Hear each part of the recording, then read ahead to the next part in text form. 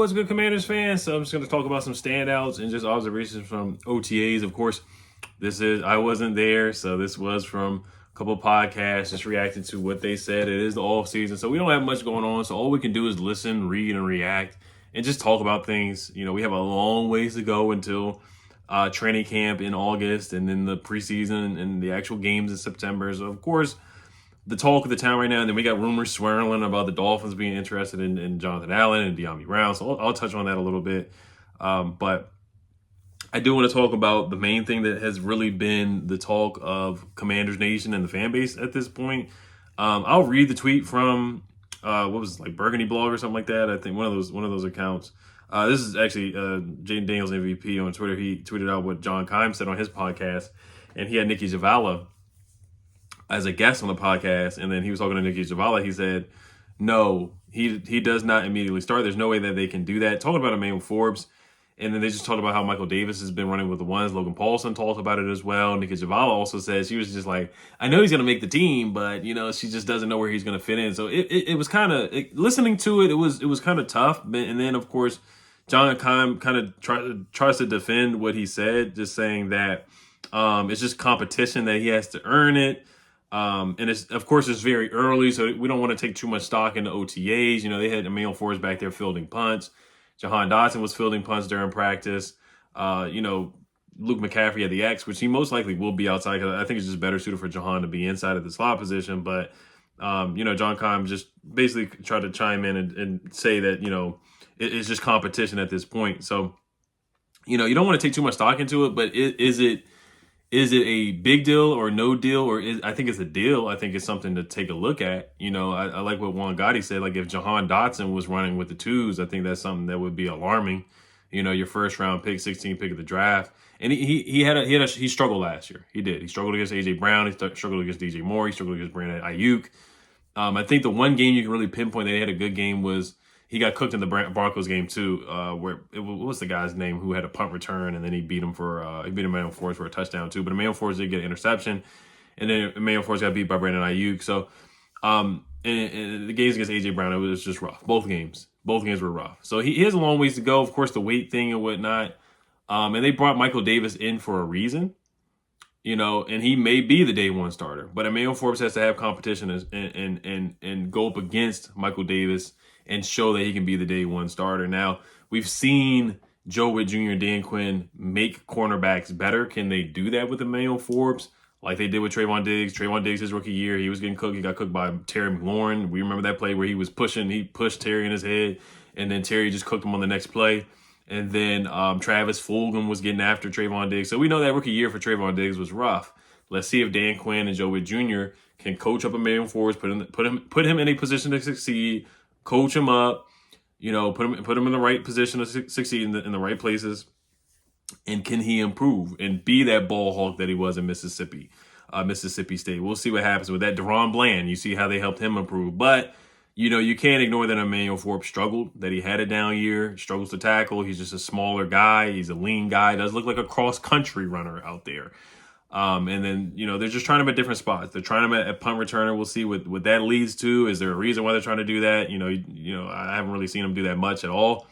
So they're just trying different things out right now. So no need to overreact to this, but it's something to look at. And if I had to bet money on it, I wouldn't be surprised. I mean, there was times where Ron Rivera had Danny Johnson in there over Emmanuel Forbes. Like, he legitimately was on the bench. It was Ben St. Juste, Danny Johnson, and I can't remember who the other corner was. It was Kendall Fuller, of course. So it was like Danny Johnson, Kendall Fuller, and Ben St. Juste out there last year. And people were like, why is Emmanuel Forbes not getting any playing time? Like, he didn't get any playing time really until like the Patriots game, when they had like the worst receiving core in the NFL. So, you know, and me and my guys, my Elite Channel members, we went back and forth. You know, Kenny, OG, Warpath, Brandon, Oscar, all the guys were on the other night. And people were going back about Emmanuel Forbes. Was it coaching, or was it just Emmanuel Forbes just having a bad year? You know, and I think it's a combination of things. Like, I do think the coaching was terrible last year, like putting Quan Martin on Tyreek Hill. That was just inexcusable. But at times, I think some of it was just Emmanuel Forbes going for interceptions on DJ Moore, getting big boy by AJ Brown. There were times where AJ Brown was dusting him too. So it wasn't just like AJ Brown was just big boying him. There was times where AJ Brown was beating him with speed. And it was like, really? So, I mean, there's a lot of things that Emmanuel Forbes certainly has to clean up and improve on. And I think they want to see that. But, we'll see what happens. They brought Michael Davis in for a reason, and he may be the day one starter. We'll see. So is it disappointing to see your 16th pick come off the bench? But like I said, it's a long way to go. So right now it is the overreaction time of the year, just to any tweet that comes out, anything that comes out. We definitely we can overanalyze things, but I do think it's something. I don't think it's just nothing. I think it's something. I think it's something to keep an eye on, and just see where it goes. Just see where it goes. All right. So, but yeah, just the sound bite of it didn't sound great. But like I said, at the end, he just said he has to earn it and whatnot. So we'll see where it goes from there. All right. Let's move on to a positive note. Luke McCaffrey was a standout. He's had a good couple days. He had a good rookie minicamp, and he had a good OTA. He had a nice play against Chiggy Ozua. I'm probably butchering Chiggy's last name. From Colorado State, the long corner who ran a 4.3 40-yard dash. He also got past Percy Butler for a nice catch. Logan Paulson said that he had the catch of the day as well for a touchdown. And then Zach Selby had a write-up saying that he laid for the pass near the back of the end zone and grabbed the pass before sliding and rolling out of bounds. He held the ball in the air as the referee signaled a touchdown, flexed as he jogged to the sideline and celebrated with tight end Zach Ertz.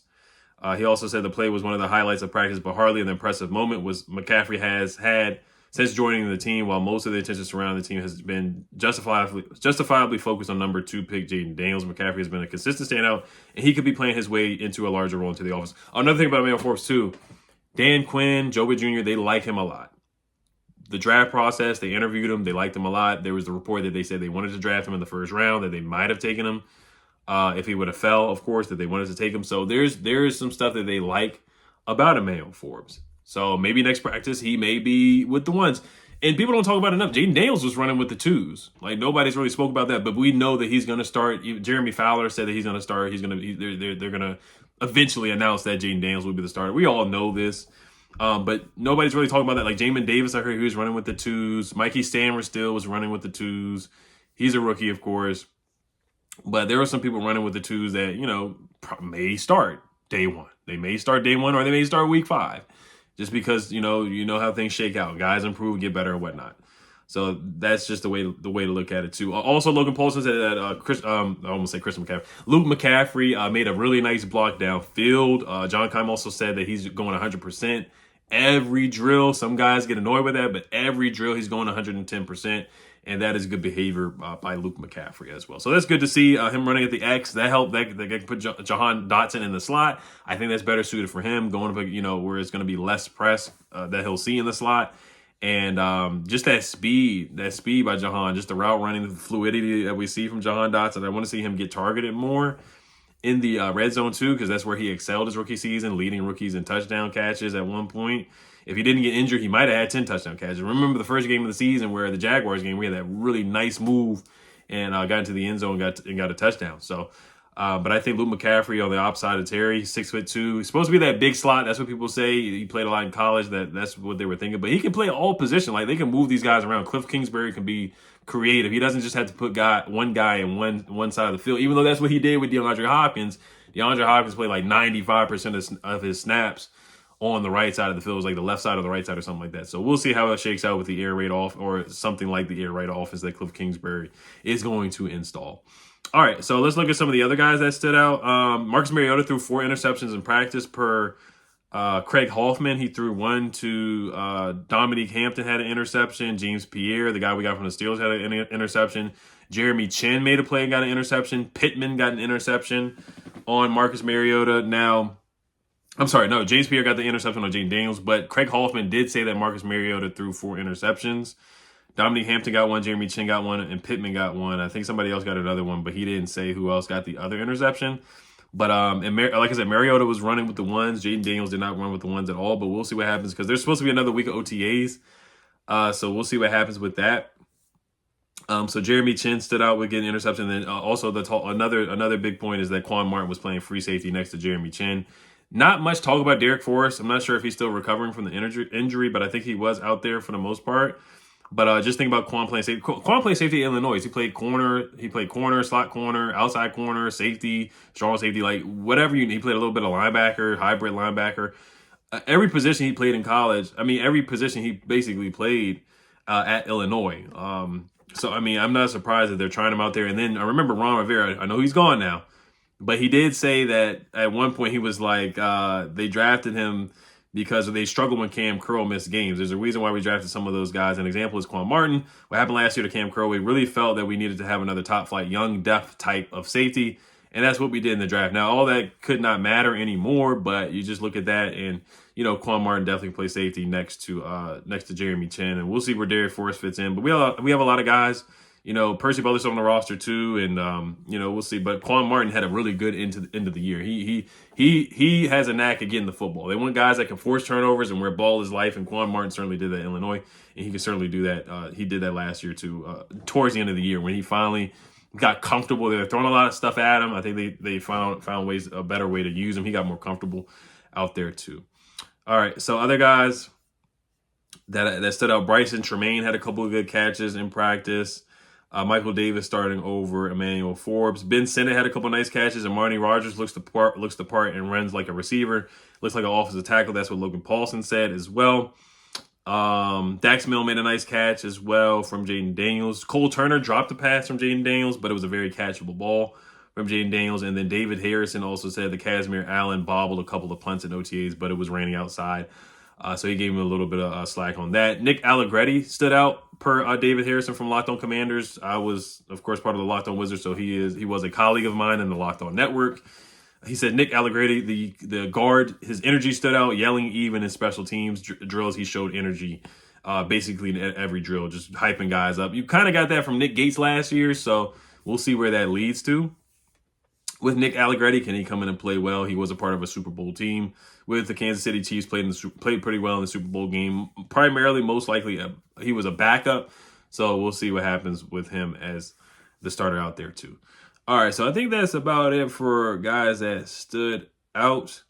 David Harrison also said that Quan played in the slot too. So it's not like he was just primarily playing safety. So he was out there all over the place. Playing corner, playing safety, and all that stuff like that. So, like I said, the main point is just like, you know, we'll see what happens with Emmanuel Forbes. Was he the wrong pick? Should they have taken Christian Gonzalez? That's still to be determined. You know, so I mean, the jury is still out there on Forbes. You know, I'm being optimistic on him, but I'm not. You know, it was a rough year last year. That's all I'll say. But he was a rookie, and like I said, other guys have improved under Joe Witt Jr. and Dan Quinn. So let's quickly go over Jonathan Allen, De'Ami Brown, the interest with the Miami Dolphins. So that rumor or source came from the Locked On Commanders as well, with David Harrison talking about news that he got from Omar Kelly, who's a beat reporter for the Dolphins. Let's see if this goes anywhere. I don't think it will go anywhere, especially with the Jason Newton, him having the bad feet. One foot he had surgery, and then the other foot he had surgery. So two feet that he had to have surgery on within the past year or past couple months. So, you know, you just don't have that much depth there because it's Fedarian Mathis with Jason Newton. You know, if you can't really rely on him, knock on wood, then you have Fedarian Mathis and John Ridgeway again. You're back to square one where you have two really good defensive tackles, Deron Payne and John Allen, but they're going to have to play 90% of the snaps again. And that's the luxury of having Jason Newton. You don't have to have those guys play 90% of the snaps. Their snaps can go down to about 70% or 60% or something like that, and they can be fresh, and they can just pin their ears back and pass rush. Jason Newton can pin his ears back and come in and pass rush and be fresh. So that was the goal, I think, of Adam Peters bringing those guys in. I know we get tired of the tantrums from John Allen, but I would not trade him at all. He is one of the captains of the defense, for sure, and one of the leaders of the defense and one of the best players on the defense. This has been a perennial Pro Bowl player. Had a down year last year, but unless they're like, hey, we'll give you a first-round pick or something like that, then maybe I'll think about it. But other than that, no, because you just got to have consistency on the defensive line, especially with Jason Newton. We just don't know yet. He should be available week 1, but it's just like, yeah, you can't count on that right now at this point. So I would keep those two guys. I would keep John Allen. De'Ami Brown, I don't think you'll get anything for him. I just don't see 7th round pick, 6th round pick at that, but 12 catches, a career high for him in a season. Like, you're just not going to get anything for him. So, I mean, if they give you a 6th or a 7th, then I wouldn't be opposed to doing it because, I mean, you got Luke McCaffrey, I guess, and then you can keep Olamide Zaccheaus, Jameson Crowder, so that's about 5 receivers right there. And then Rosemary, Jack St. Mitchell Tinsley, see what those guys do. I think they can get you 12 catches. It's not like we're going to be missing much with De'Ami Brown being gone, to be honest with you. So that's my thoughts on that. I don't think it will go anywhere. I just think it's some more offseason talk. But all right, you guys let me know what you guys think about anything of the rumors and just the reports of Emmanuel Forbes and Luke McCaffrey standing out and guys like that. Also, a lot of guys have been talking really good about Dominique Hampton. That he did a good job on Zach Ertz, and he's just, a big physical safety. And then also Jordan McGee looked the part as well, just looked very strong and just the closing speed and getting downhill as well. All right, guys, you guys let me know what you guys think. Health Commanders. Peace. Oh, also, Jayden Daniels, how could I forget? Jeremy Fowler came out with the report on ESPN. He says, quote, "They're saying all the right things publicly about how Jayden Daniels studies, works hard. When you talk to people in Washington privately, they say we've got ourselves a dude." He also said that Jayden Daniels is on track on becoming the starting quarterback as well. So Jayden Daniels has looked pretty good so far in practice. But like I said, he's been running with the twos, but he should be getting some bump with the ones pretty soon. And then he's on track to be the starting quarterback, which we already know that. All right, you guys, Health Commanders. Peace. Oh, and Nicky Javala said that he throws a very catchable ball. Logan Paulson said that he has very good footwork and that he's running to throw in practice. I know it's just 7-on-7 and stuff like that, but he's running to look to throw the football. Throws a very catchable ball, a very accurate ball as well. All right, guys. Health Commanders. And he has very good rapport with his teammates. And like I said, that he has a legitimate plan to study and get better. All right, you guys. Health Commanders. Peace.